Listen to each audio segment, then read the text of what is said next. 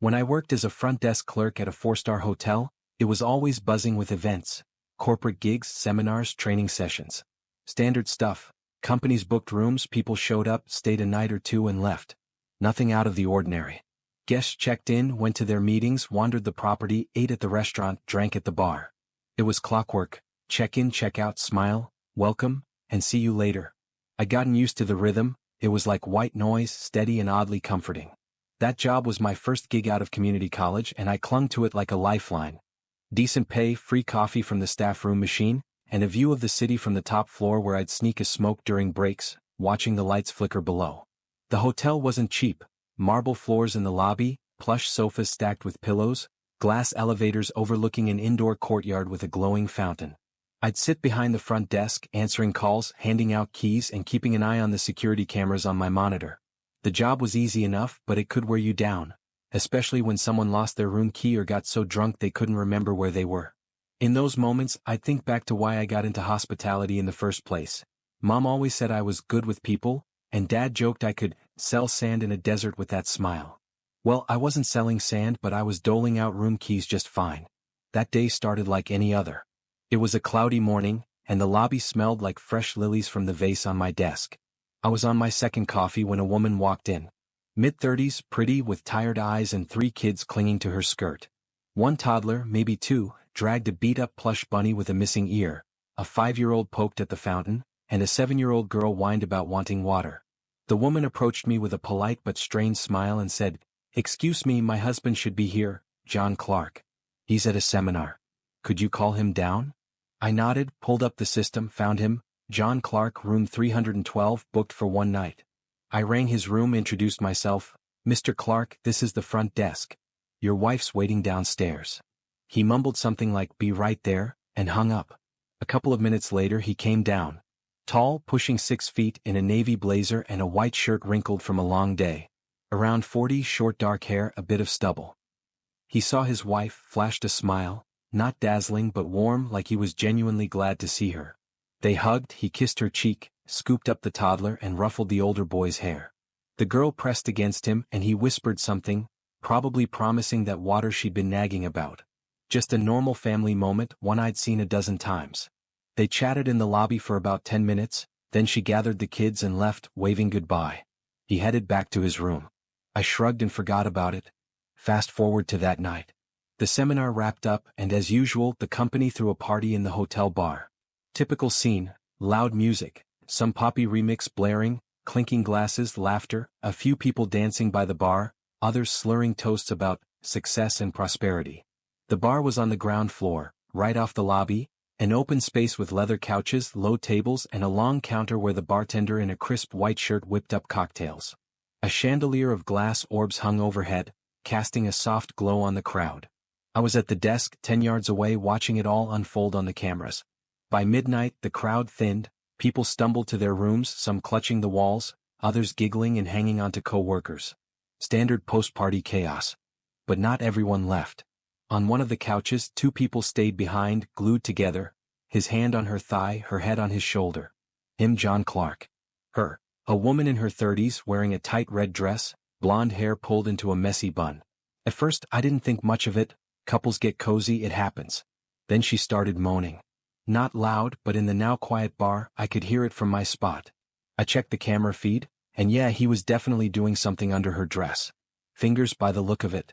Right there on the couch, in full view of the cameras, I could switch between back and front angles. I rolled my eyes. Seriously? They picked their room setups ahead of time. 1 bed or 2, and now they're putting on a show in the bar? Go upstairs, for God's sake. This is a hotel, it's built for that. They stayed like that for 15 minutes.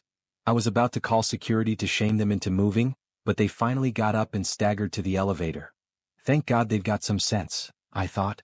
As they passed my desk, I recognized him, John Clark, the guy whose wife and kids visited earlier. The woman in the red dress giggled, tripping over the rug's edge, and he caught her, whispering something in her ear. But instead of heading to the 3rd floor where his room was, the elevator went down to the basement. We've got a guest garage down there, plus staff areas, laundry, storage, the boiler room, and, crucially, a corner behind an old cabinet where the cameras don't reach. I frowned at the screen. About 20 minutes later the elevator came back, they went up to the 5th floor, where neither of them had a room, and vanished. The doors closed and they were off the feeds. As the desk clerk, I had to check it out. I grabbed a flashlight, a walkie-talkie, and headed down. The basement smelled of damp concrete, motor oil, and something metallic. The corner behind the cabinet was empty, but nearby was an old wooden table once used for sorting linens. On it, 2 fresh, sweaty but prints and a couple of sticky drops. Yeah, no doubts there. I cursed under my breath, went back upstairs and called the elevator to the lobby, just in case someone wandered down while I was at the desk. The doors opened and there they were. John and the woman in the red dress. Disheveled, grinning like idiots, like teens caught mid-makeout. He had his arm around her waist, she was pressed against him, and they stared at me like deer in headlights. I put it together: basement, table, elevator. They weren't just kissing. As I glared, the doors shut, the elevator went back to the 5th floor, then came down again. They stumbled out, wove through the glass lobby doors, and started going at it right on the sidewalk out front. On the street, by the road, at 4:30 a.m. A street lamp lit them up like a stage, and a lone car drove by, the driver probably as stunned as I was. That's when I lost it. I knew his name and face, so I took action. Made a fake Facebook account, found John Clark using his name and the hotel's booking photo. Scrolled his friends list and spotted the woman in the red dress. Emily Wright, profile public, same pic I'd seen in person. Dug into his albums, found a family shot.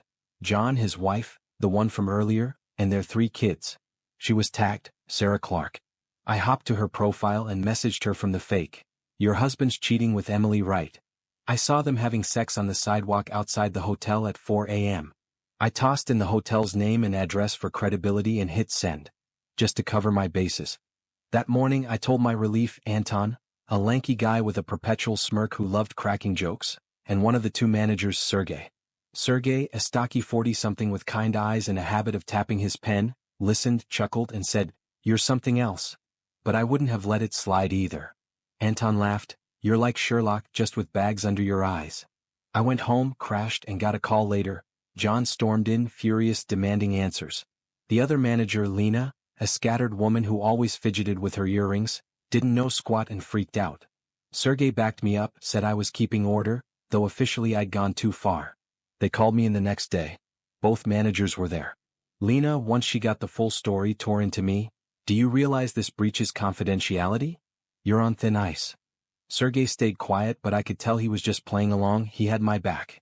We were short-staffed, 3 people instead of the minimum 4, so firing me wasn't happening. Lena ranted for 10 minutes, then stormed off, muttering about the hotel's reputation. Sergey winked, "Hang in there, kid. Next time, call security instead of playing detective." I smirked and nodded. Then things got weird. A week later, my fake account got a message, "You ruined my life. Watch yourself." I froze. Showed Sergey and he pushed me to report it to the cops.